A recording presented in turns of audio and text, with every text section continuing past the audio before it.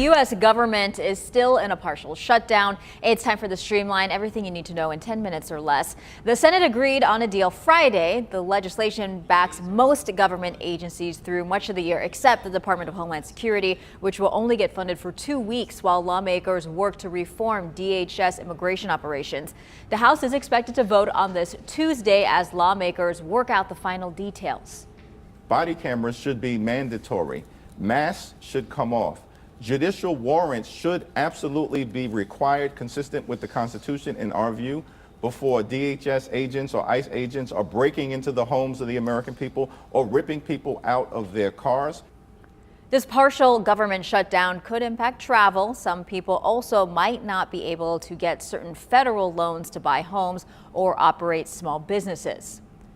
Colombia's leader Gustavo Petro will meet with President Trump at the White House on Tuesday. The meeting comes after the two traded insults and escalated their public feud in recent months. Trump accused Petro of doing nothing to stop the production of drugs in Colombia, even calling him, quote, an illegal drug leader. The White House has also said it could take military action against Colombia. Meanwhile, Petro said Trump is, quote, against mankind. He compared U.S. immigration policies to the way Nazis operated.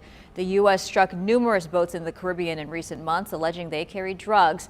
Earlier this year, the U.S. launched an attack on Colombia's neighbor, Venezuela, and captured its president, Nicolas Maduro. Over the weekend, a 5-year-old detained by ICE in Minneapolis got to fly back home. A federal judge ordered his release. Liam Ramos ignited a national outcry when ICE picked him up while arresting his father. The boy was pictured in a bunny hat and a Spider-Man backpack. He and his dad spent more than a week in a Texas detention center. Liam says he's looking forward to seeing his mom and brother again.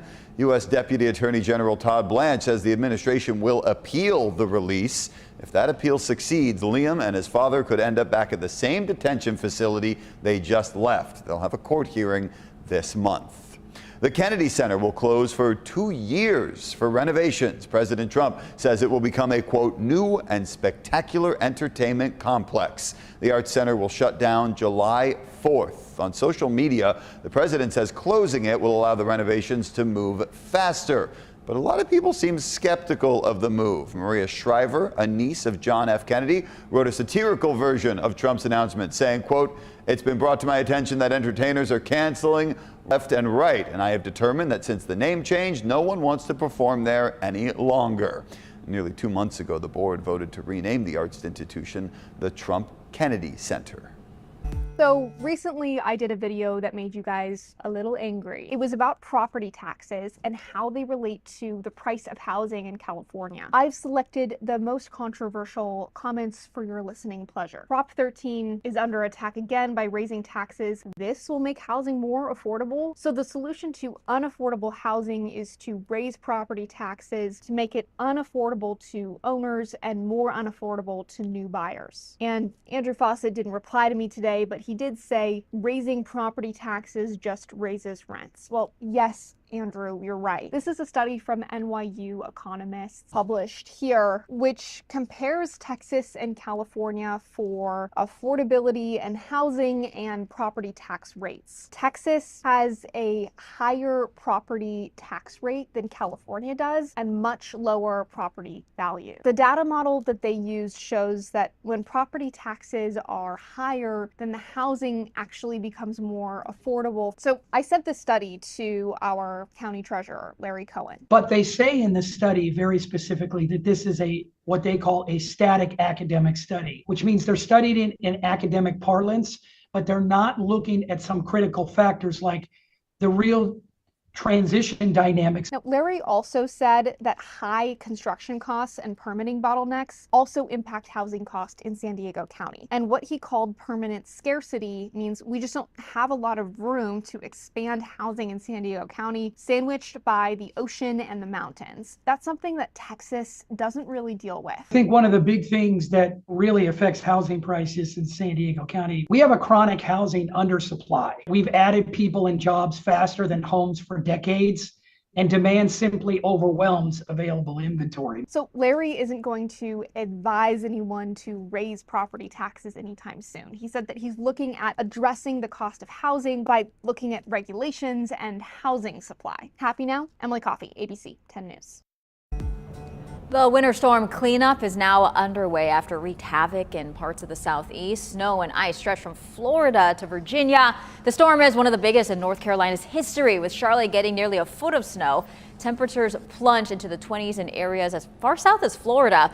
The cold weather triggered a sprinkler system in the Orlando airport's control tower, so that set off a false alarm and temporarily shut down the airport.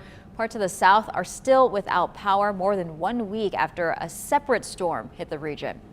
All right, little less than 2 weeks left to order flowers for Valentine's Day. Remember, the closer we get to the holiday, the fewer deals and options there will be. Scripps News Group's consumer reporter John Matarese looks for ways to cut flower costs.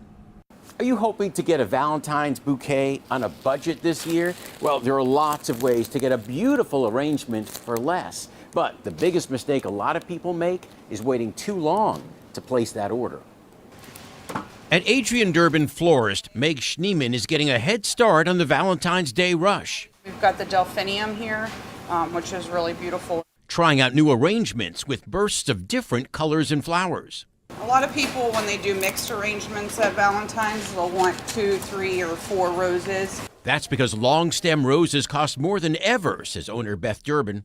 Tariffs we see directly are like from Canada, Colombia, and Ecuador. Some Mexican.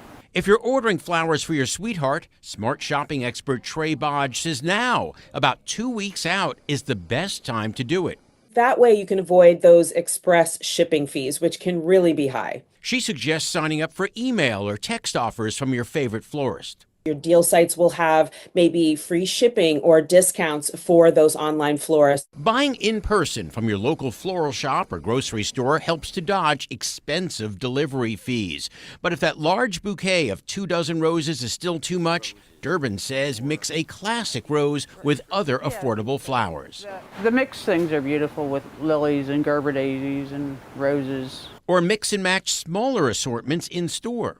Kind of assemble them yourself. You can create something quite beautiful. One last tip, avoid February 14th as your delivery date. That's when some florists charge an added fee. Save by scheduling your blooms to arrive a day or two early. That way they can be enjoyed longer. Definitely adds a different touch to things. And you don't waste your money. John Matarese, Scripps News Group. Overnight, Bad Bunny made Grammys history. He became the first Spanish-language artist to win the biggest award of the night, Album of the Year.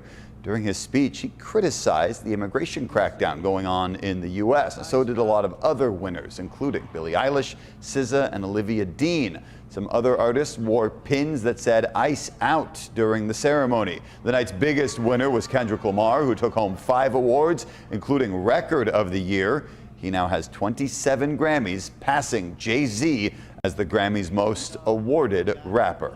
If there's a museum that you've always wanted to check out in San Diego, now's your chance. February is Museum Month. You can visit more than 70 museums, historic sites, gardens, or aquariums, all at half price. To get the deal, all you got to do is pick up a printed pass from any San Diego City or County Library, or download the digital version and show it at the museum. Have fun and see something new. That's it for the Streamline. Everything you need to know in 10 minutes or less.